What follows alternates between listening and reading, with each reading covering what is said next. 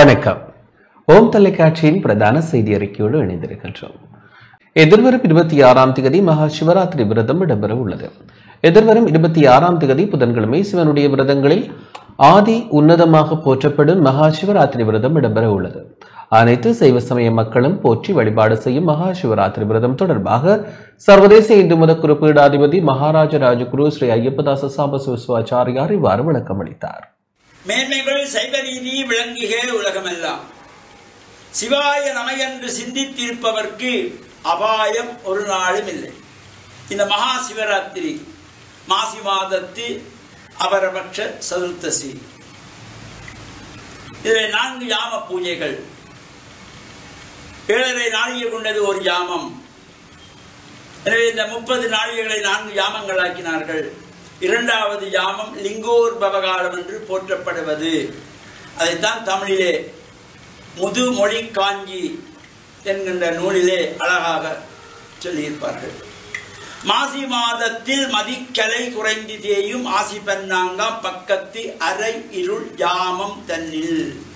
இது ஆகமத்திலே ராத்திரோ யாமத்வயா தர்வய கடிகையா மகாநிசயா தத்தாத்ரோ சிவராத்திரி என்று போற்றப்படுவது. எனவே இந்த 2ஆம் யாமம் ராத்திரோ யாமத்வயம், துவயம்னா 2.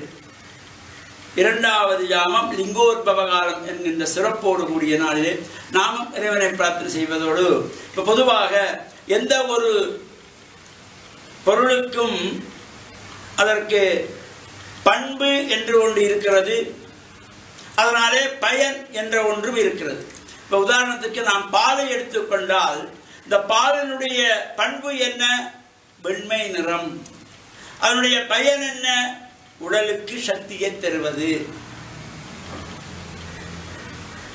அதே போல இறைவனுக்கு என்ன பண்பு என்று கேட்கிற பொழுது, இறைவன் ஆதியும் அந்தமும் இல்லாத அரும்பெரும் ஜோதியானவன், அங்கிங்கு எனாதபடி எங்கும் பிரகாசமாய் ஆனந்தமூர்த்தியாய் அணுவுக்குள் அணுவாய் அப்பாலுக்கு அப்பாலாய் பிரம்மமாய் ஜோதி பிழம்பாக இருந்த இறைவன், அவனுடைய பண்பு ஜோதி வடிவம்.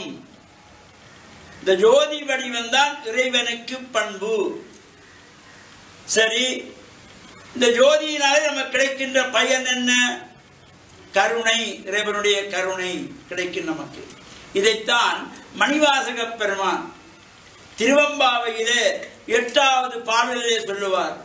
கேளில் பரம் சோதி கேளில் பரம் கருணை. இறைவனுடைய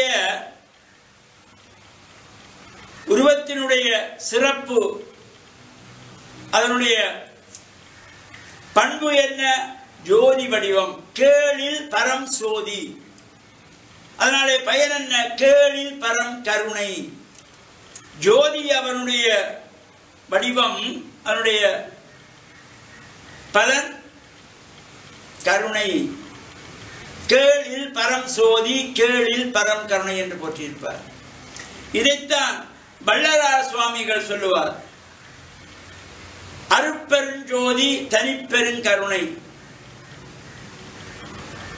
இறைவனுக்குள்ள பண்பு என்னவென்றால் அருட்பெருஞ்சோதி, அதனாலே பயன் என்ன? தனிப்பெருங்கருணை.